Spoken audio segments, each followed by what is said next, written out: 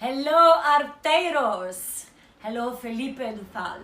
We are the Puppini Sisters. And you are watching Boteco Artes.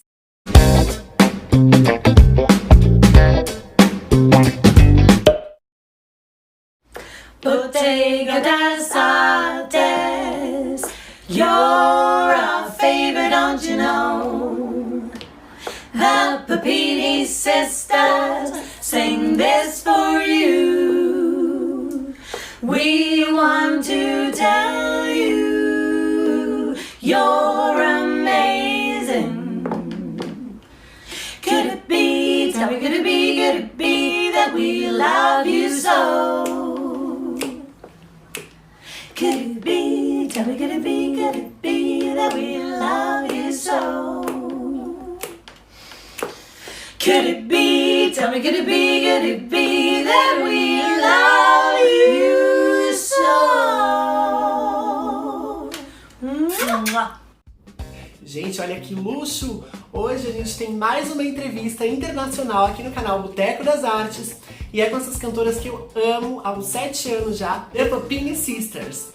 The Puppini Sisters é um grupo musical famoso na Inglaterra, composto por Marcella Puppini, Kate Mullins e Emma Smith. O trio canta jazz e swing music, arrasando nos vocais harmônicos. Elas também fazem versões retrô de músicas de sucesso, como Crazy in Love, da Beyoncé, e Girls Just Wanna Have Fun, da Cyndi Lauper. Meninas, vou pedir para vocês começarem contando para os arteiros como o grupo começou e por que vocês resolveram cantar esse tipo de música. I'm going to throw that back to you, Marcella. How did the group start?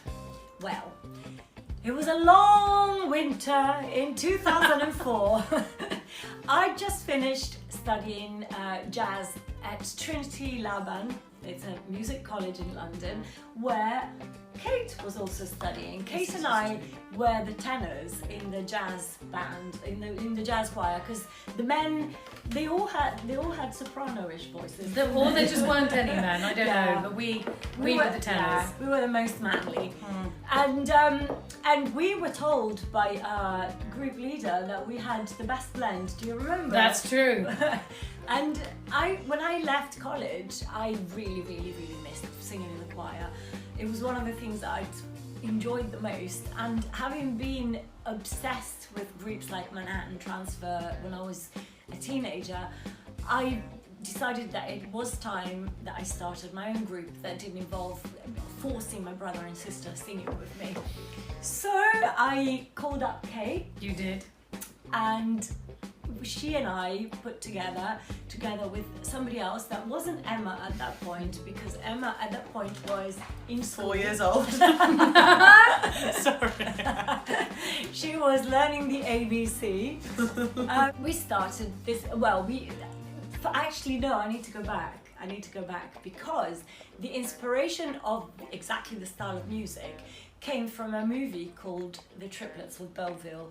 I was watching it one night quite randomly and I thought, that is it. I've been thinking for months about what kind of vocal group I could put together, and suddenly these 3 ladies come on the screen, these 3 animated ladies, and they're wearing these fabulous gowns and they're on a vaudeville stage playing weird instruments, and I thought, that is the one. They were sort of the wonky Andrews sisters, weren't they? And they used to go fishing for frogs for their supper with dynamite. So I think Marcella saw that and thought, I know, that's what I want. That's what I want to do. So we, with Rosanna, would get together and eat a lot of pasta, drink a lot of wine, listen to a lot of the Boswell sisters and the Andrews sisters, and really immersed ourselves in that style of music. And started doing gigs. Our first gig was Vivienne Westwood's Christmas party at Cafe Royale on Piccadilly, which was quite an illustrious first gig, I feel. Yeah. And that was the end of that. Yes, and then we started getting booked to do the most random gigs. Like we once opened for a metal band. We were playing gay clubs where it was proper kinds of clubs. And there we were. There we were. Gay pole dancing clubs, we played in them as well. Yep. Didn't we also open for Dita Von Teese? Yes, yeah, We we did some did. really Yeah. random things in the beginning until people recognised that we were actually the authority in our day of 3-part vocal harmony, and we're continuing to do that now. E quais são as inspirações de vocês? You. What are your inspirations, Emma? My biggest inspiration was probably Ella Fitzgerald, because I was completely enthralled by her ability to sound as impressive when improvising as an instrument. So that was really my first entry to kind of jazz vocals, I guess, Ella Fitzgerald. And actually we should add something at this point, that after a few years that we were together, we were joined by Emma, who was too young to join us in the first place, but by then she'd got to an age where we could take her on the road. Emma was coming from the Royal Academy of Music, which is the best jazz, music college in London, and tell your story about where your musical family and everything comes from. So I grew up in a household of jazz musicians and composers. It was crazy, and my grandfather was the first one out of all of us, our family tree, that have become professional musicians, and he was probably my biggest influence from such a young age. My grandfather played with Frank Sinatra for 20 years, and Shirley Bassey, and Tom Jones, Sammy Davis Jr., Oscar Peterson, Ronnie Scott, everyone, you name it, he was playing with them. And he was a trombone player, hence this little bit of biro that I've drawn on my arm this morning.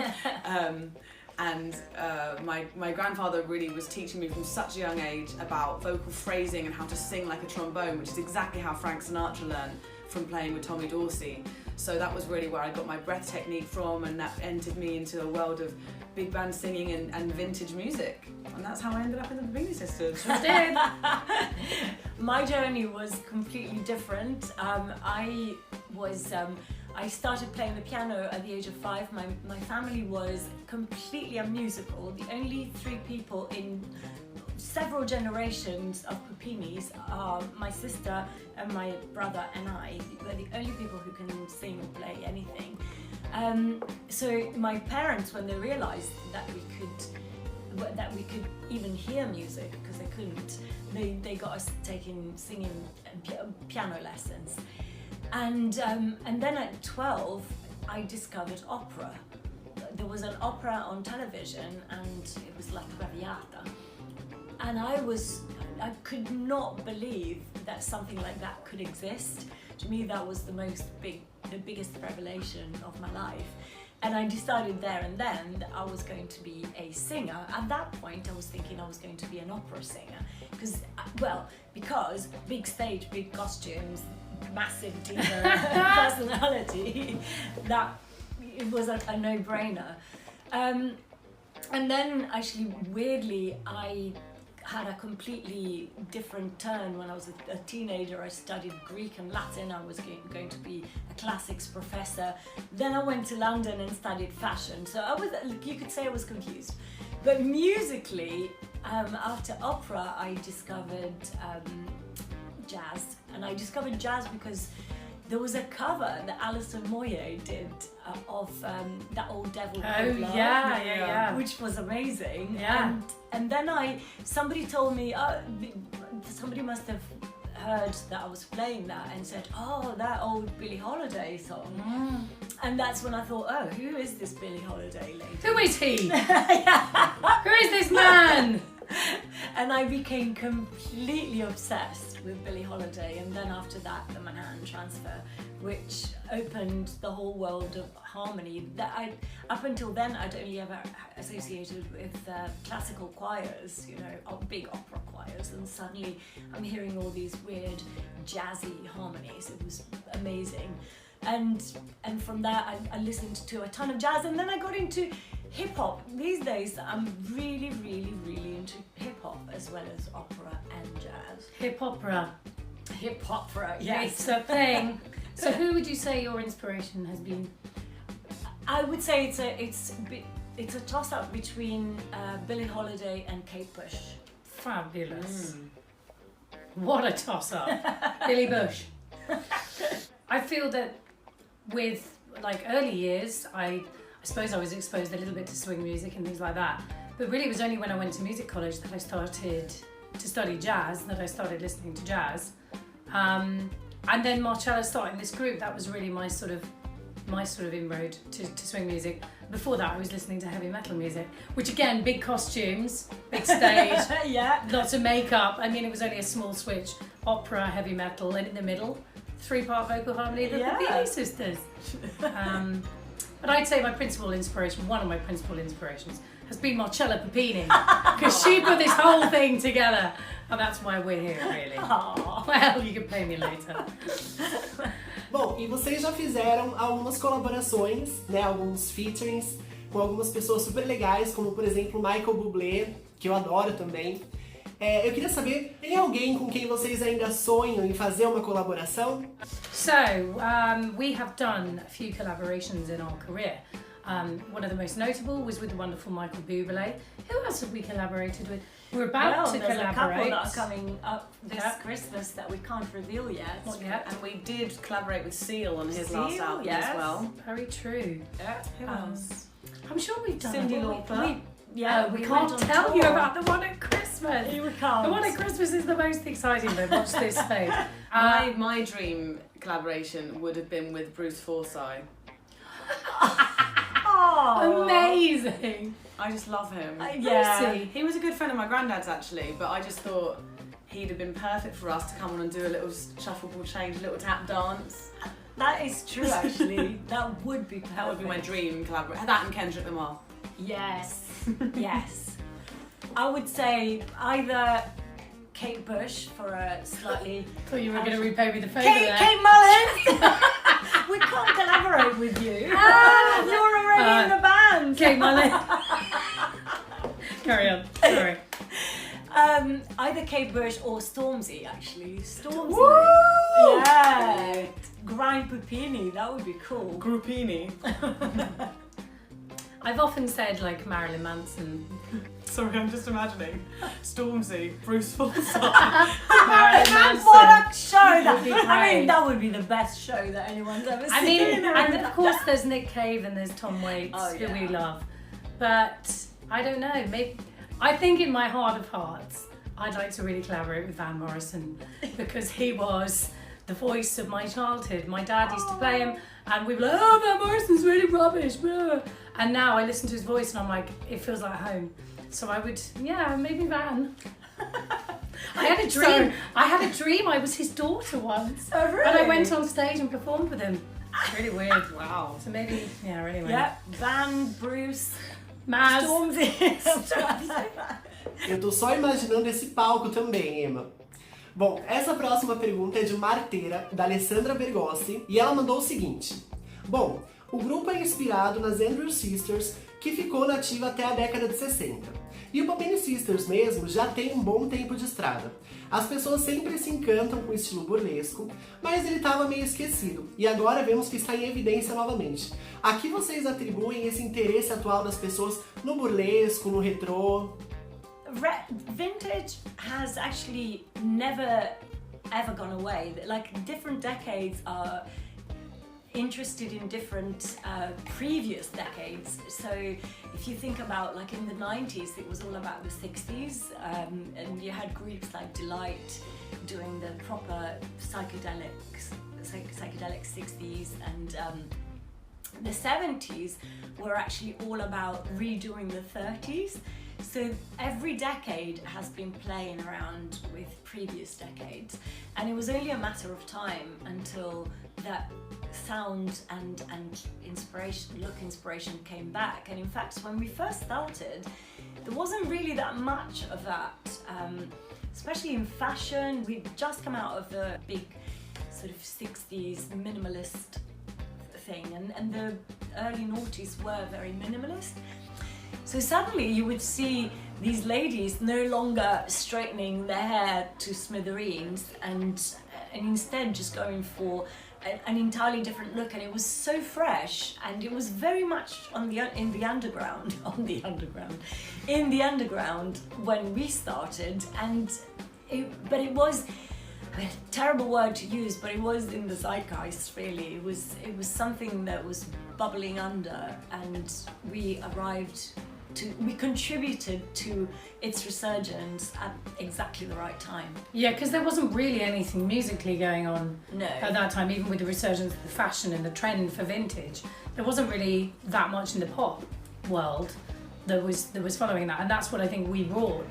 And I think people do probably look backwards, don't they, for inspiration, in the same way that the hairstyles of the 1930s were really intricate. Yeah. Because people didn't have very much and they were spending all their time and money on looking a certain way. And in the same way you're saying, if you come out of the minimalist period, then you want something that's intricate. And I think it was just time for it to come back, really. Ah, legal. Eu queria saber de vocês também, como vocês acham que a arte pode mudar a vida das pessoas? Art can change people's lives because as a creator of art, it allows you to express a deeper truth than you are even conscious of in your normal goings on in the world. I'm not finished yet. As a consumer of art, of any form, it can trigger explorations into your own soul, into your own truth, and into finding out who you really are. It's an unveiling of your higher self. I like that. Agora vamos falar do trabalho atual de vocês. Vocês estão preparando um álbum novo, né, que tá chegando aí, e dessa vez vocês decidiram não trabalhar com gravadora. Vocês preferiram fazer uma vaquinha online, em que os fãs ajudam, né, com o custo da produção do disco. Então explica pra gente como é que tá rolando isso aí. So we are crowdfunding our new album, and what that means is that we get to retain the control and the artistic direction of the record, which you don't get when you sign to a major record label, which we have been signed to before, many times.